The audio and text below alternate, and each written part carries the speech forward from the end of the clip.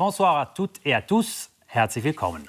Frankreich wählt einen Präsidenten oder eine Präsidentin. Und wie üblich in der Grande Nation dürfte beim heutigen ersten Wahlgang niemand die absolute Mehrheit erringen. Es geht also vielmehr um die Frage, wer es in die Stichwahl in 2 Wochen schafft. Um 20 Uhr erwarten wir die ersten Hochrechnungen.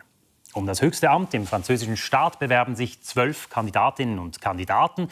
Hier die 3 aussichtsreichsten auf den zweiten Wahlgang bei der heutigen Stimmabgabe. Der bisherige wäre gern auch der künftige Präsident, Emmanuel Macron. Umfragen zufolge könnte er das im zweiten Wahlgang schaffen. Er wäre nach 20 Jahren der Erste, dem die Wiederwahl gelingen würde. Verhindern will das Marine Le Pen. Die Rechtspopulistin wird den Auguren zufolge Macrons große Herausforderin. Schaffen will sie es mit einem deutlich konzilianteren Auftreten als noch vor 5 Jahren. Alle überraschen will er, der altlinke Jean-Luc Mélenchon. Unter anderem mit einer Senkung des Rentenalters auf 60 und mehr Ökologie. Ja, wer wird Frankreich in den kommenden 5 Jahren als Staatsoberhaupt durch nicht einfache Zeiten führen? Das wollen wir in dieser Sondersendung einordnen. Einerseits hier bei mir im Studio mit Cécile Cala, der französischen Journalistin und Sachbuchautorin. Bonsoir. Bonsoir. Und andererseits sind wir natürlich auch live am Ort des Geschehens in Paris mit unseren Korrespondentinnen Alexandra Gubser im Wahlzentrum des amtierenden Präsidenten Emmanuel Macron, mit Myriam Mattis, die sich im Lager von Marine Le Pen, der Kandidatin der extremen Rechten, befindet. Und schließlich Félicie Notta. Sie verfolgt die Wahl im Quartier des linkspopulistischen Kandidaten Jean-Luc Mélenchon. Was dürfen wir in den kommenden Stunden erwarten? Die Frage geht zuerst an unsere Frankreich-Korrespondentin Alexandra Gubser. Ja, man darf ein sehr spannendes Kopf-an-Kopf-Rennen erwarten. Der Amtsinhaber Emmanuel Macron, der hat seinen Vorsprung eingebüßt. Er ist geschmolzen wie Schnee an der Sonne. Und seine Verfolgerin, Marine Le Pen, ist ihm sehr hart auf den Fersen. Myriam Mattis.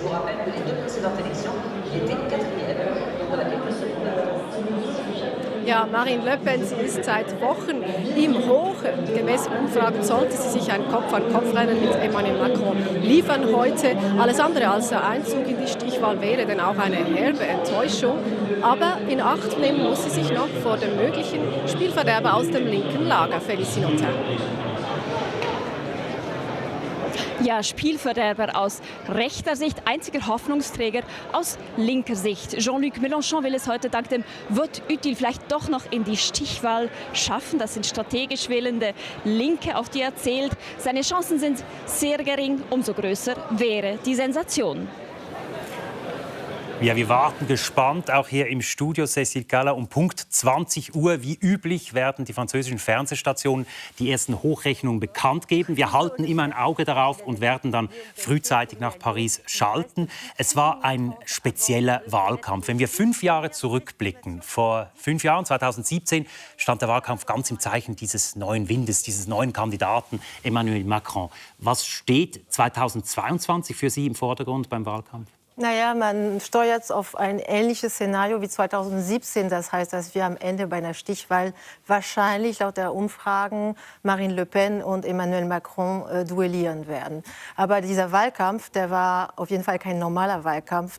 Eigentlich hat kein richtiger Wahlkampf stattgefunden, weil wir bis vor kurzem von der Pandemie im Atem gehalten wurden. Dann hat der Krieg in der Ukraine begonnen und wir hatten keine wirkliche Debatte zwischen den Kandidaten. Und ich glaube, für viele Franzosen sind ihre Themen nicht genug in den Vordergrund gekommen. Und die Franzosen und Französinnen werden in Kürze erfahren, wie es tatsächlich aussieht. Wir sind live bei der Berichterstattung von France 2. Sie werden uns um Punkt 20 Uhr die ersten Hochrechnungen präsentieren. Wir sehen das wunderschöne Studio der französischen Kolleginnen und Kollegen. Um 20 Uhr wissen wir, wer es in die Stichwahl schaffen wird. Diese Resultate sind noch ein bisschen mit Vorsicht zu genießen, aber sie sind in der Regel ziemlich genau. Il est 20h, voici le résultat de ce premier tour. En tête ce soir, Emmanuel Macron avec 28,1%, devant Marine Le Pen avec 23,3%. La même affiche qu'en 2007 apparaît au terme de ce premier tour. Vous voyez les deux QG avec l'explosion wie 2017. Sie haben es richtig vorausgesagt. Frau Kahler, tatsächlich Emmanuel Macron mit 28,1 und Marine Le Pen mit 23,3. Ebenfalls vorausgesagt haben viele Auguren den dritten Rang. Jean-Luc Mélenchon, er kommt auf überraschend hohe 20% schließlich. Und hier sehen wir den großen Rest, das große Feld,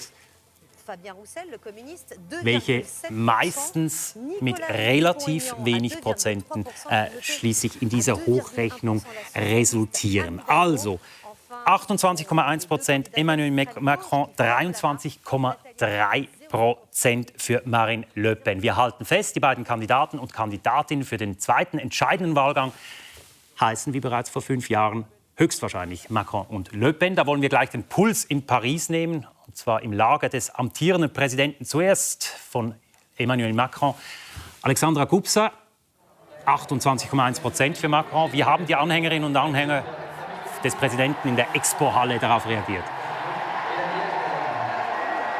Sie hören das Gebrüll hinter mir mit einem Schrei der Erleichterung, weil viele hatten wirklich erwartet, dass es knapper werden würde. 5%, das ist doch relativ viel. Dieser Abstand ist eindeutig größer geworden.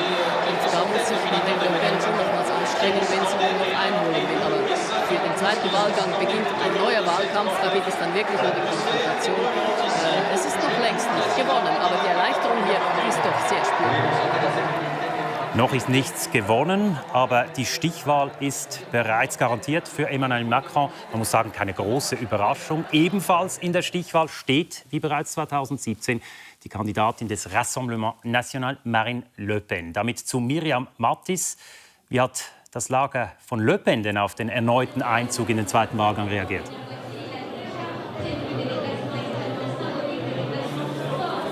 Ja, hier ist es schon ziemlich laut. Man hat schon die Marseillaise angestimmt und man singt Marine Président.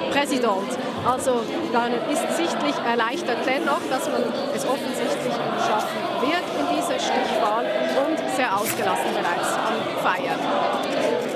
Gehen wir noch zum Drittplatzierten. Das Fähnchen der Linken aufrecht gehalten hat schon während des ganzen Wahlkampfs Jean-Luc Mélenchon von La France Insoumise.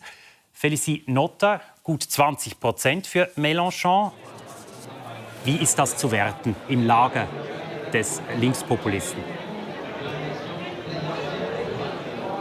Ja, also es gab hier natürlich zunächst gleich einmal Buhrufe und dann haben aber auch die euphorischen Gesänge On est là schon wieder angefangen. Also man denkt hier sicher nicht aufzugeben. 20%, das ist ein bisschen mehr als bei der letzten Wahl, wo Mélenchon die Wahl ebenfalls knapp verpasst hatte. Man hört die Gesänge vielleicht jetzt hier im Hintergrund. Also man wird da sicher Präsenz markieren, vielleicht auf der Straße.